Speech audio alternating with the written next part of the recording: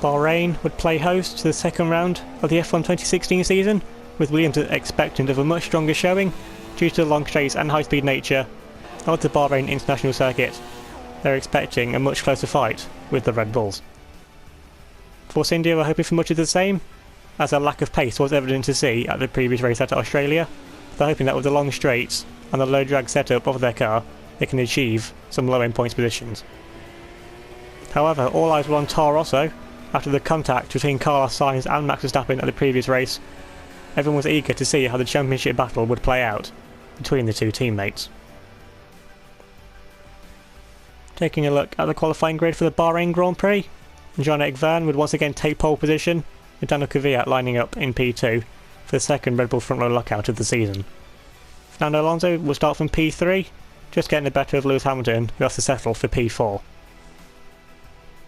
Josh Chero just edges out Sebastian Vettel by 0.02 of a second to line up in P5, with the defending world champion for the second race in a row starting from P6. Valtteri Bottas could only manage 7th on the grid, and Grosjean starts from 8th, once again impressing for Haas. Sebastian Buemi could only manage P9 on the grid, with Rio Haryanto, the leader of the McLarens, rounding off the top 10. Taking a look at the rest of the grid, Stoffel Van Dorn would just miss out on a place in Q3, lining up just ahead of Max Verstappen in the lead of the Toro Rossos. Force India used their low drag setup to their advantage to line up 13th and 14th, with Alex Rossi only managing 15th on the grid. Carlos Sainz would no doubt be disappointed with 16th on the grid, and once again both of the Renaults were knocked out in Q1. Furline got the better of Adrian Sutil, with Will Stevens in 21st, and Marcus Ericsson will round off the grid for Sauber, almost 4 tenths off the pace of Will Stevens.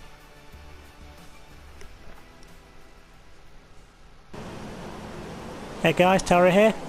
Welcome back to UniONE, this time round 2 for Season 3, the Bahrain Grand Prix. If you did miss the last race, go and check that out before this one. Pretty crazy start to the season. It was a pretty good result for us in the end. Wasn't the best of qualifiers, but we had a great race fight back through the pack.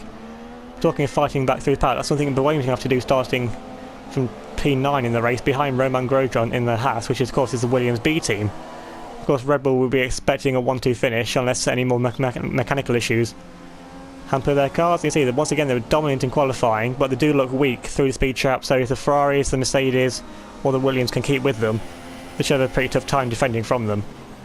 But now we're coming up to line up in our grid slot, starting from P5 in between both of the Ferraris.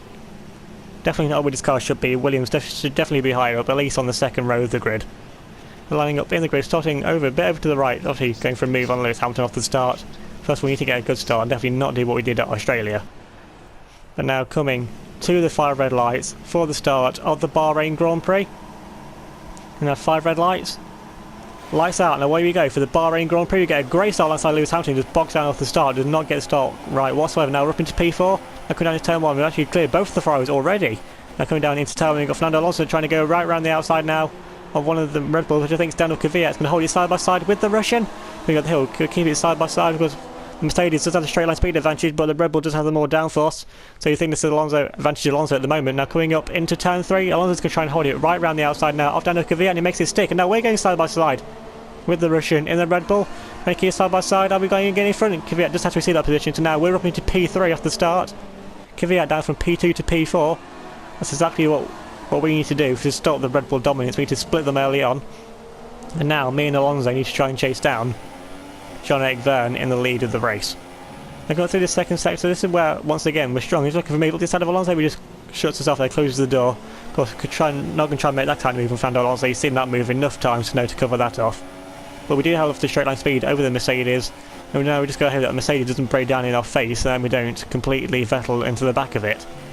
Now coming up into the third sector, this is where we're strongest in practice and in qualifying once again, just like we were last season. And this is when I look to keep close to Alonso in front to try and make a move with the slipstream. Of course no DRS yet, that's not available till out 3. Just got to keep in the slipstream, worry about defending from Daniel Kvyat. We've still got a good run of this, but now we're getting great in the slipstream now. Off Fernando Alonso now coming up into turn 2. There's a final corner, trying to make a move up the inside now off Fernando Alonso. We made that stick.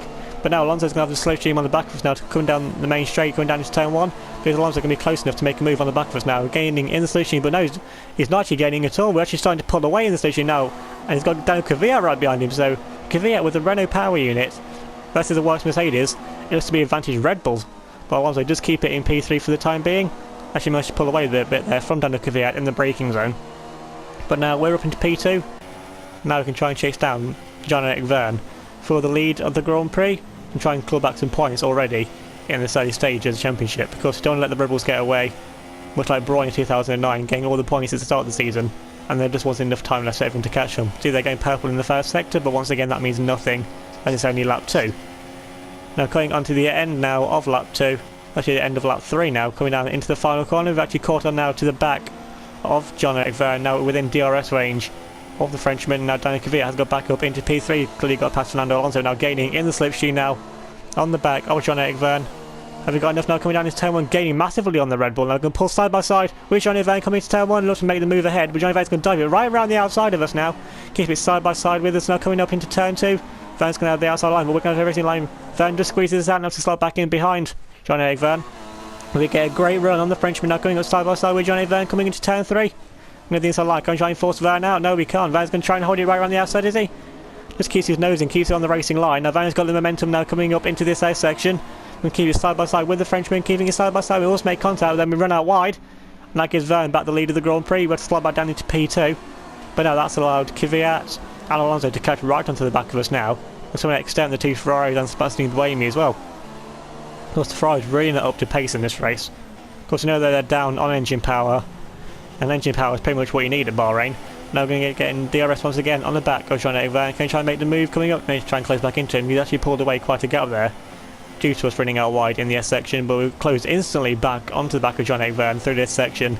But you think the Red Bull will be strongest over Williams, but I think the Williams have just found something in the setup this weekend that really keeps us with the Red Bulls. Well, it keeps me with the Red Bulls. Not sure about Sebastian Buemi struggling down in 9th behind the Haas. Don't quite know where he got up to in this race so far.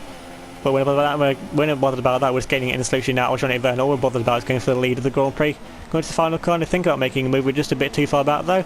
But once again with DRS, should be able to make an easy move on the Frenchman for the lead of the Bahrain Grand Prix. Gaining in the slipstream. Look how much we're gaining. There's so much more speed in this BMW engine compared to the Renault power unit. And we just breeze past Jean-Eric Vergne there. And now we move into the lead of the Bahrain Grand Prix. Move back onto the racing line. Vergne doesn't try and make a move back. But now we try and pull away from Jean-Eric Vergne and Daniel Kvyat.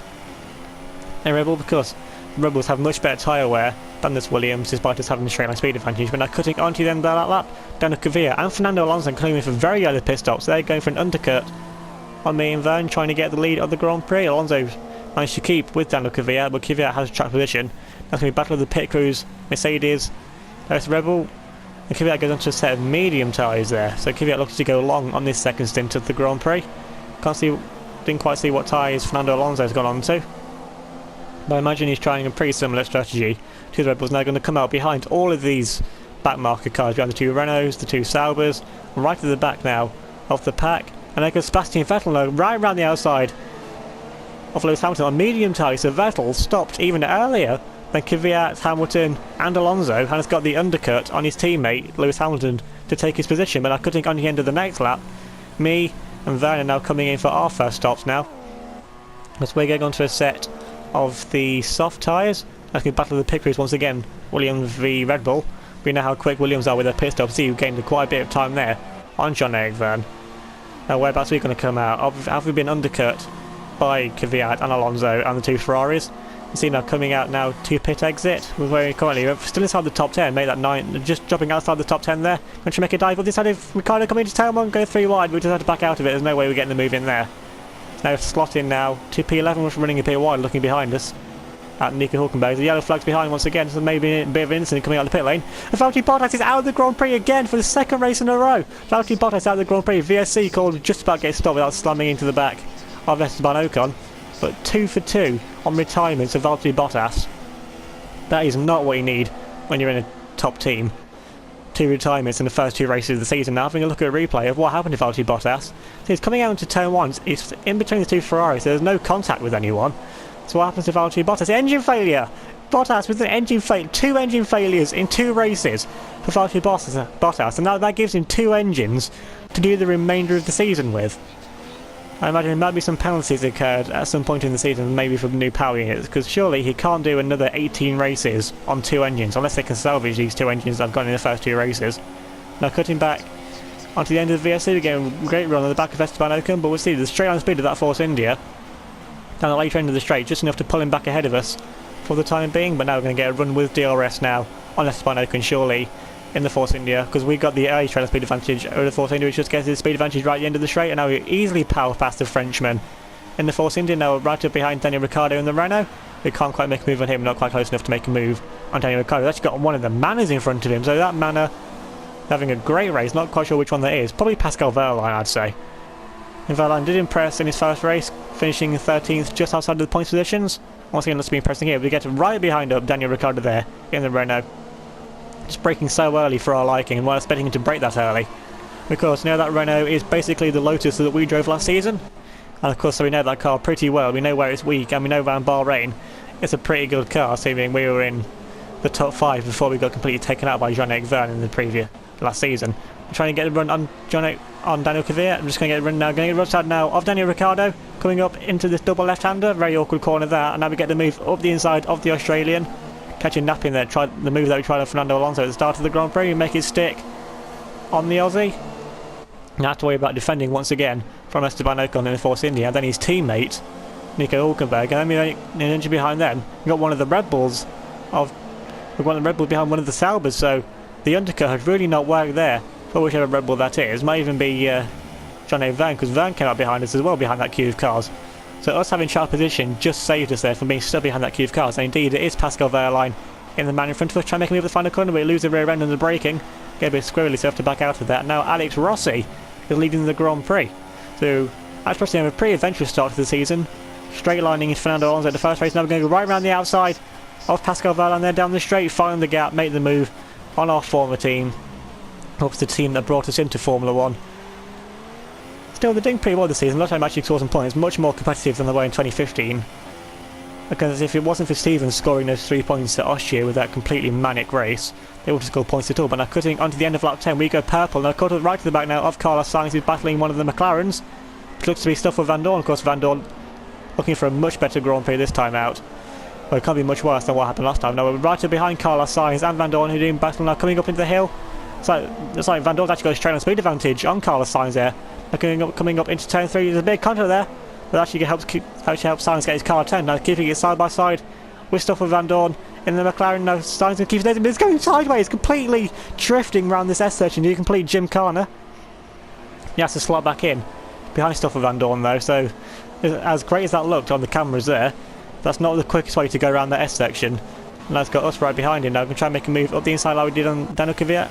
And Daniel Ricciardo will be close enough, and just not quite close enough. We're gaining under braking there on the back of Carlos Sainz, right on behind him now. Right up behind his gearbox. Thankfully don't do a Vettel and hit into the back of him there. Now gaining in DRS on the back of the Toro Rosso, but Sainz of course are gaining with DRS on the back of Stoffel Van Dorn, so pretty much just takes quota there. Getting a great run now. He's trying to get up the inside there of Carlos Sainz, so he just shuts the door on us. Just wasn't quite close enough to see through this S section. The Toro Rosso might have some great straight line speed, but he doesn't have the downforce that this Williams does. And trying to get a great run once again on the slipstream of Carlos Sainz, coming down into the final corner once again. Sainz with that straight line speed just enough to keep ahead of us for the time being, coming to the brakes and get very close to Sainz's gearbox there. Having to brake a bit early there, not to hit into the back of him, lose a bit of our front wing, because we're probably in the net lead of the Grand Prix once he's on made the pit stops. Of course Sainz and Van Dorn going long on this first stint and not quite able to get past them. They're going side by side with Carlos Sainz now coming into turn 1. You try and make the move under braking on the Spaniard. He's going to squeeze us to the curbing on the inside, and I can keep it side by side with the young Spaniard trying to hold it around the outside line. We get the power down, get the traction. Yellow flags just behind. You see there's a car up on the exit of turn 1, but now we move up ahead of Carlos Sainz now to try and chase down Stoffel Van Dorn. Now looking at replay of what happened with that car off on the side of turn 1, looks like it's going to be a battle there between Sebastian Vettel and one of the Red Bulls of Daniel Kvyat. So was it one of these cars that went off into turn 1? See the Sauber just there coming across into the front into the pit lane. Now we've got Sebastian Vettel gaining on the station of Daniel Kvyat. Kvyat getting very close to the wall there, much like Vettel and Webber at the Malaysia 2011. Now Vettel just completely hits the side of Daniel Kvyat. Goes side side, just misses the back of Sebastian Buemi, but Vettel just completely takes Daniel Kvyat out of the Grand Prix. Well, not out of the Grand Prix, it's completely sideswiped into turn 1. Look at that replay now from Kvyat's perspective. He just gets swiped from the side and just misses the back there of Sebastian Buemi. Of course, Kvyat have taken their moment to stop and compose himself. Can't blame him for that. Now taking a little Buemi's back from Buemi's rear wing, just skims across the back of his front without making contact. That's pretty much ruined Kvyat's race, I'd say. Now taking a look at Jean-Eric Vergne, Kvyat's teammate, now looking to make a move up the inside of Daniel Ricciardo, coming over to their section, and now Ricciardo's going to try and hold it now around the outside line, keeping it side by side up the hill. There's contact, Ricciardo's been spun! What is it with Vergne in this race, just taking out people? And taking out the works car of your engine supplier. So maybe not the wisest thing, maybe not the best car for Vergne to take out, but at least it wasn't us this time. Now got Alonso gaining in the slipstream on the back of Jean-Eric Vergne. We know Mercedes v Renault, this should be an easy fight for the Mercedes coming down into turn 1. Alonso going to try and move to the inside of Jean-Eric Vergne. Vergne surprisingly doesn't put up a fight. And we've got Sebastian Buemi just caught up to the back of this queue now, so Vergne has to slot back in behind Fernando Alonso for the time being. But however, cutting a bit further on, we've got Vergne gaining right back now off Fernando Alonso in the slipstream, now coming up the inside now into the third sector. That's the main move inside, but Alonso once again just going to hold it right around the outside, much like Daniel Ricciardo tried a few laps ago. Now Alonso's going to try and keep it up the inside, and there's contact again! Alonso's been spun, so Vergne's taking out 2 people in the space of about 3 laps. Vergne, why? Why can you not race cleanly around Bahrain? And again, another VSC called for Alonso on the side of the track, of course in a dangerous place. Seeing if Vergne's taking out 2 people there, then anyone else could just go sliding off as well. But now, think about, are we going to come into a pit stop now for our final stop? There's still half race yet to go, so we're not going to pit under the VSC for the set of mediums, because I wasn't confident about taking a set of mediums half race distance to the end of the Grand Prix, but Vergne is going to pit. Vergne is coming into the pits now for what should be his final stop. Well, what hopefully will be his final stop. It looks like one of the Ferraris going to come in behind as well. Now Vergne going to set of soft tyres. So is Vergne going to try and take a set of soft tyres? Half race distance? There's still another 15 laps of this race left to go. Can Vergne and that Ferrari take... So that's Vettel's on soft tyres as well. So can Vergne and Vettel take a set of soft tyres 15 laps till the end of the Grand Prix? I mean, we're under VSC, so that's going to end pretty soon, so I don't know how they're going to take a set of soft tyres 15 laps. Now cutting onto the end of lap 16, only 13 laps left to go. We're coming in for our final pit stop now to go on to a set of our medium tyres, so we're definitely going to the end of this race. It's going to be pretty touch and go as to whether Vergne and Vettel can get to the end of this Grand Prix on their set of soft tyres.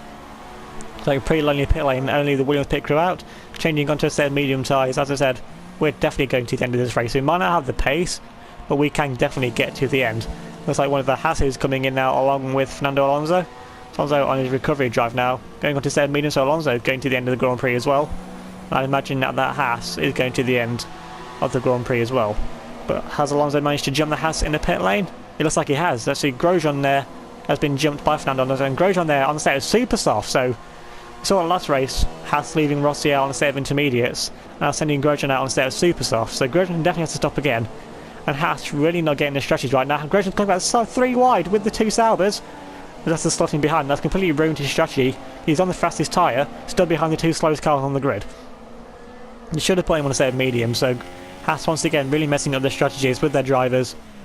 Hopefully throughout the season they'll learn what strategies they need to do, and hopefully get strategies right so they can secure some good points finishes. Because seeing that Haas does have pace in a straight line, of course, with a lower, it's basically a lower drag Williams. We know how fast this Williams is in a straight line anyway.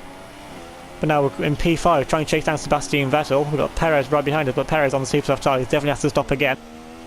But now cutting all the way onto the end of lap 23, we've been putting in this fast lap, trying to catch up Sebastian Vettel and Vergne. We are gaining on them, but we're not gaining enough if we want to catch them by the end of the Grand Prix. Vergne's in the pit lane! Vergne pits! Vergne can't get to the end of the Grand Prix on his soft tyres. What about Sebastian Vettel? No, Vettel pits as well. The 1-2 in the race, they're in the pit lane. That gives us the lead of the Bahrain Grand Prix with 4 laps left to go. And now Vergne out on a set of super soft tyres, and imagine that Vettel's on the same as well.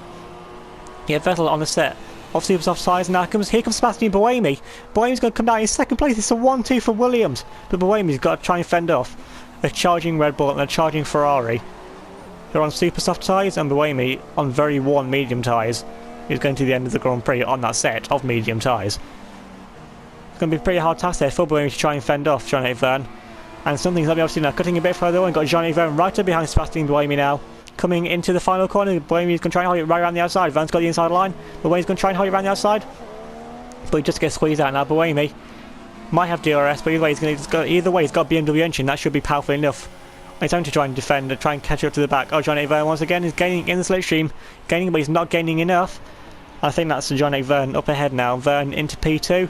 And now he hasn't got much time left, many laps, to try and chase us down, to try and get second, try and get the win of this Grand Prix. And indeed, there isn't enough laps left. Verne was gaining on us by some crazy amount, like 2.5, 3 seconds a lap. But there just wasn't enough laps left for John Verne to catch us. But now we're coming up to the line, and we're going to take victory, and we're going to win the Bahrain Grand Prix.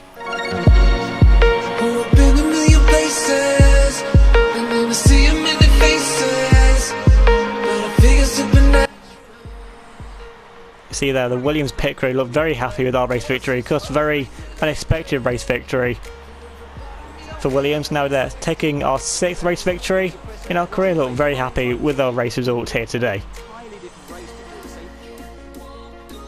So we would take a very unexpected but very welcomed race victory here at Bahrain. 5.7 seconds clear of Jean-Eric Verne, who was catching us, but there wasn't just enough laps left for him to catch us for the win. Sebastian Vettel would just get past Sebastian Buemi somewhere on the final lap to take P3, only 500ths clear from our teammate, who also settled for P4. Alonso recovers to P5 after his mid-race spin with Jean-Eric Verne, and Lewis Hamilton down in 6th, disappointing result for him after taking 2nd at the previous race. Danica Kvyat recovers to 7th after being taken out by Sebastian Vettel early in the race. Sergio Perez in 8th, doing wonders for Force India, really using the straight line speed of that Force India to his advantage, takes some great points for the team. Rio Haryanto only managed 9th, of course the McLaren still down on straight line speed. Haryanto managing P9, so pretty good result there from McLaren, with Max Verstappen riding off the top 10, taking Toro Rosso's first points of the season. Grosjean disappointingly drops down to P11 after Haas got his strategy completely wrong, putting him out on super soft tyres with 13 laps to go. And Stoffel Van Dorn will round off the point scorers in 12th for McLaren. Now taking a look at the Drivers' Championship, this has been a whole mix around after this first race. But Verne keeps the championship lead, he's only 3 points clear from us now in 2nd, and Lewis Hamilton drops down to 3rd, he's now already 13 points behind. And he's joint on points with his teammate Sebastian Vettel, who's in 4th. Of course, because Hamilton has a better result from the previous race, that's that P2, Hamilton remains in 3rd. Buemi moves up into 5th now, only 6 points behind both of the Ferraris, with Alonso dropping down to P6, joint on points with Sebastian Buemi. Danica Kvyat disappointingly down in 7th, only on 13 points after 2 races, with Rio Haryanto in 8th for McLaren. Grosjean drops down to 9th on 7 points. Sergio Perez moves all the way up into 10th place with the 6 points that he scored out of this race.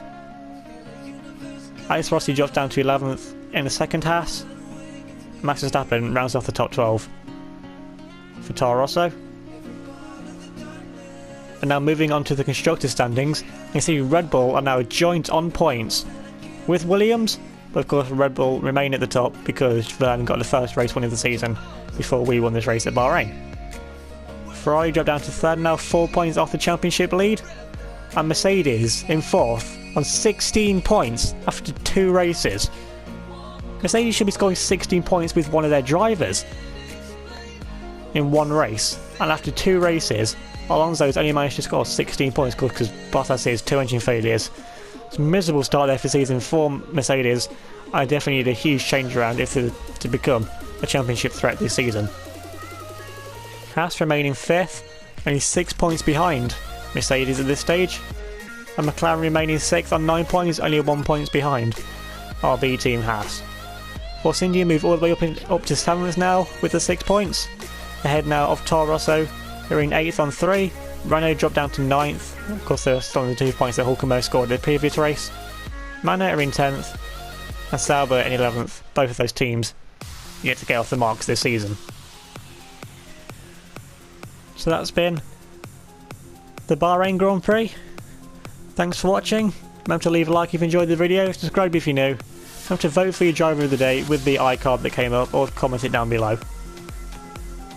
I'll see you all next time.